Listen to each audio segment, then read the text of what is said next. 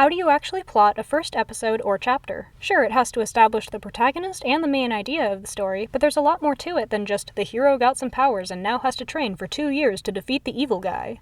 I'm mostly talking about first chapters of manga or first episodes of anime since that's just what I analyzed, but this could apply to other mediums as well. So without further ado, it's time to delve into the plot.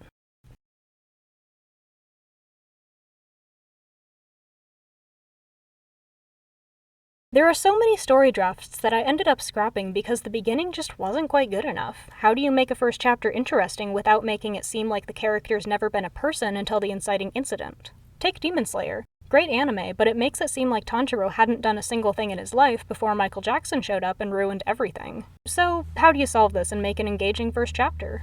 The only in-depth spoilers I'll be saying for this are for Spy Family, Bungo Stray Dogs, and Death Note, alongside some general spoilers for other anime, but only the first episodes for obvious reasons. Alright, you have the theme, characters, some badass world building, and the general idea of the plot. So how do you actually start this narrative so that you can get to all of those amazing scenes that you've been daydreaming about instead of doing that assignment that's due tomorrow?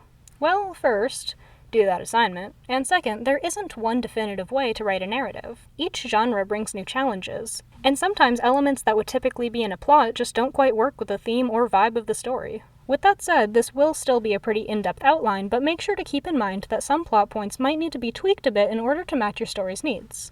For this, I'm going to be using an altered version of Kisho Tenketsu, an East Asian story structure. I mentioned it briefly in the train wreck of my last video, but this modified structure is comprised of 5 parts, which are Introduction, Development, Ignition or Twist, Resolution, and the reaction to the resolution. I think I might have said consequence instead of reaction last time, but it's still the same thing. Now that we've gotten all of that out of the way, let's get plotting. Introduction. This is roughly the first scene or two of the episode, plus a prologue if you can make it work. The introduction is where you introduce the protagonist, their internal conflict, and the most simplified version of your world building. Remember, this part is to hook the audience on the emotions and concept, the things that make your story unique. They can learn about the in-depth world building later, but they won't care about that nearly as much if there's no investment in the protagonist. Bungo Stray Dogs has a pretty well implemented introduction despite how simple and monologue-y it is. It's broken down into initial external conflict, Atsushi is starving. A-plot and allusion to internal conflict, he was kicked out of an orphanage. Change, he sees Dazai drowning in a river. Decision, Atsushi saves him. Characterization, let's just say that, Dazai was drowning of his own accord. Initial conflict's resolution, after introducing Kunikita, Dazai offers to take Atsushi to a restaurant so that he won't starve. Another, and perhaps the best example of this, is in Spy Family, where the introduction is Intro to Setting and World Conflict. A spy organization talks about political tensions and that they need their best spy, Twilight. A-plot in showing the protagonist's main asset, Twilight easily fools somebody through the power of identity theft. Reveal their weakness. Once his current mission is over, we see that Twilight has a bit of trouble connecting with people, but surprisingly not in an edgy way. Who would have guessed that you could be both lonely and a decently nice person? End introduction. This intro is quick, but has a ton packed into it without seeming sporadic. Both of these intros have almost a mini arc within them, but they still have the basic elements of introducing how the protagonist is going to interact with the story. Based on this initial glimpse of the character, we should be able to see how they're going to react to things further along in the episode, which is why you need to introduce this element first, before bringing forth the actual challenges to the character's mentality. In Death Note, for instance, the introduction's only maybe 2 scenes at most, but establishes that both Light and Ryuk think that the world is monotonous and rotten, which is the driving factor of why Light's speedrun edition of a corruption arc makes sense in the rest of the narrative. If Dazai, for instance, got the Death Note, it would be an entirely different show. And I want that spin-off to exist. That is, if he wouldn't immediately write his own name in the book and end the show in 40 seconds. You can also write a prologue as a sort of prelude to the introduction. This doesn't replace an intro, but it can serve as a quick and easy way to establish why the character reacts to the world in the way that they do. In Arcane, each prologue introduces the roots of the character's goal, internal conflict, etc., which has the same effect as a normal introduction, just without the mystery. There are some factors to consider when implementing a backstory in such an obvious way, but that's up to the story and your personal decision on how to write it. Next, we have the development, and also the longest section of the chapter, which delves further into the world building and setups for the rest of the episode.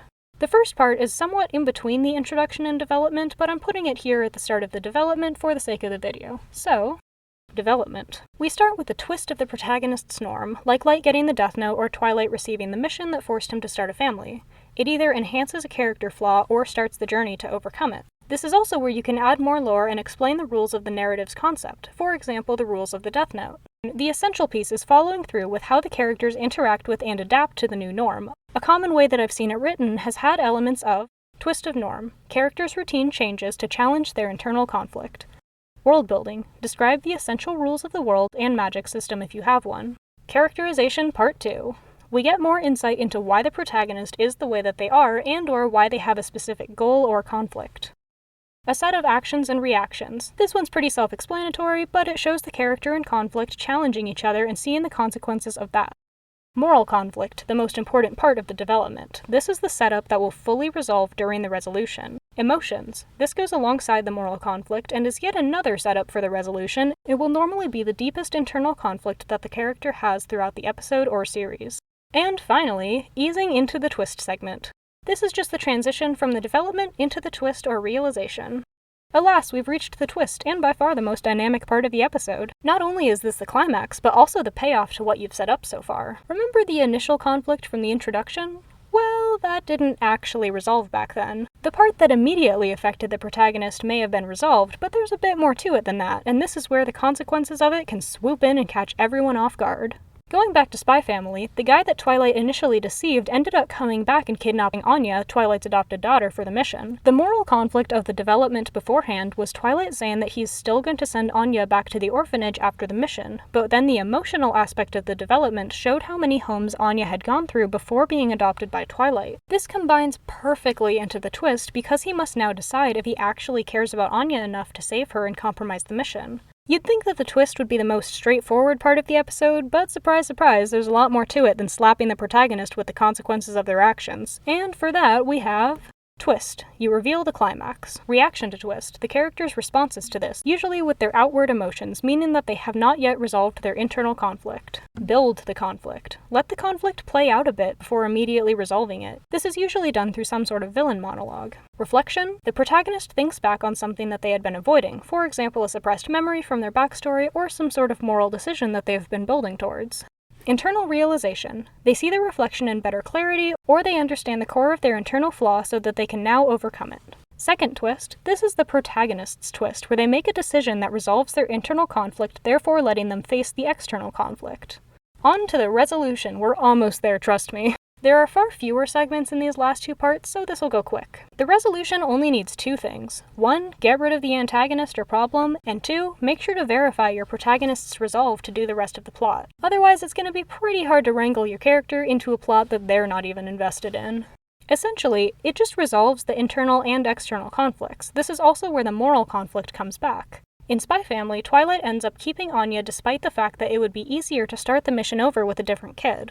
And now the final part of the episode is the reaction to this resolution. It's the consequence of everything that's happened thus far and the lead up to the next episodes or chapters. As I mentioned in my last video, this is something that the character usually just decides to do, like Dazai joining the detective agency after the Dark Ages arc, but it can be different for each story. Spy Family, again, has one of the best implementations of this that I've seen because it resolves the second plot that you would almost think would be irrelevant at this point, which is the subplot of Anya needing to pass a test in order to even qualify for being part of the mission. That sweet little ending of the episode where she passes the test and Twilight passes out just brings everything together very nicely. The show Everybody Loves Raymond, while this is a far stretch from anime, is masterful at using callbacks to end its episodes because it's far nicer to see something, even as minor as it can be sometimes, to be resolved after the bulk of a show.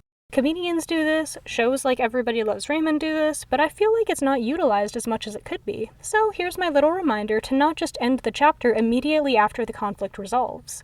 Taking that extra minute to wrap up the episode can be the difference between a bland and a satisfying ending. Once more, I would like to mention how there is no set-in-stone way to write anything. There are just elements that make narratives feel a bit nicer and more complete. Take Death Note, for example. I've referenced it a ton throughout this video, but even that first episode is a little fuzzy when it comes to its plot structure. But it's still a killer first episode, pun fully intended. Happy writing, everyone, and thank you to my entire 1 subscriber from the last video. Hope you liked it. Bye!